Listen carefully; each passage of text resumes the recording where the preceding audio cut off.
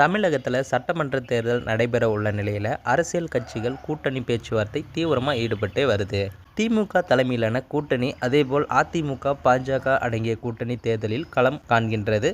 சீமானின் நாம் தமிழர் கட்சி கடந்த தேர்தலைப் போலவே 234 தொகுதிகளிலும் கூட்டணி வைக்காமல் தனித்தே போட்டியிடுகிறது. அதேபோல விஜயின் தமிழக வெற்றி கழகமும் தனித்து போட்டியிட உள்ளதாக தகவல்கள் வெளியாகியிருக்கு. இது தவிர தேமுதிக முன்னாள் முதல்வர் ஓ. பன்னீர்செல்வத்தின் அதிமுக தொண்டர்களில் உரிமை மீட்பு குழு, ராமதாஸ் தரப்பு, பாமக ஆகிய கட்சிகள் கூட்டணி முடிவுகளை அறிவிக்காமல் தீவிர ஆலோசனை ஈடுபட்டு வருது. தமிழக வெற்றி கழகத்திற்கு விசில் சின்னம் கொடுக்கப்பட்டிருக்கும் நிலையில் அடுத்த கட்டமாக தேர்தல் பரப்புரைக்கு தமிழக வெற்றி கழகம் தீவிரம் காட்டி வருது. வரும் பிப்ரவரி 13 சேலத்தில் பிரச்சாரம் செய்ய விஜய் திட்டமிட்டிருக்கார் என்றும் தெரிவிச்சிருக்காங்க. இதற்காக சேலம் மகுடஞ்சாவடி மற்றும் சீலநாயக்கன்பட்டி பகுதியில் பிரச்சாரம் செய்ய அனுமதி கோரி சேலம் தமிழக வெற்றி கழக நிர்வாகி பார்த்திபன் காவல் ஆணையத்தில் அனுமதி கோரி கடிதம் வழங்கியிருக்காரு.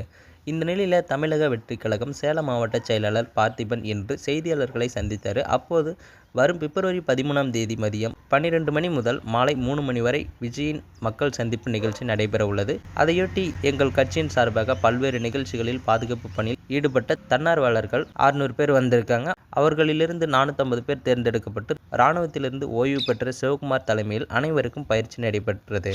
முன்னதாக அங்கு கூடியிருந்த தன்னார்வலர்கள் மத்தியில் தமிழக வெற்றி கழக நிர்வாகி பார்த்திபன் பேசுகையில், வெயிலில் நிற்க வேண்டும், நிற்பீர்களா? 5 மணி நேரம் இல்லை 6 மணி நேரம் விஜய்க்காக வெயிலில் நிற்பீர்களா? தண்ணி குடிக்க முடியாது, சாப்பாடு சாப்பிட முடியாது, ஸ்ட்ரென்த்தாக இருப்பீர்களா? நமக்கு என்ன முக்கியம்? விஜய் மற்றும் மக்கள் பாதுகாப்பு முக்கியம். ஆர்வம் மிகுதியில் மக்கள் விஜயை பார்க்க ரோட்டில் வருவார்கள், கிரவுண்டுக்குள் வெளியே வருவார்கள். பக்கத்தில் மலை இருக்கிறது, விஜயை பார்க்க ஆர்வத்தின் மலை மீது கூட ஏறி வருவார்கள். அப்போது நீங்கள் தான் போய் பார்த்து கொள்ள வேண்டும் எனவும் பேசியிருக்காரு. ஸோ அந்த தகவலை பற்றி நீங்கள் என்ன நினைக்கிறீங்களோ மறக்காமல் கமெண்ட்டில் சொல்லுங்கள். மேலும் இது போன்ற வீடியோக்களை உடனுக்குடன் காண நமது சேனலை சப்ஸ்கிரைப் பண்ணுங்கள்.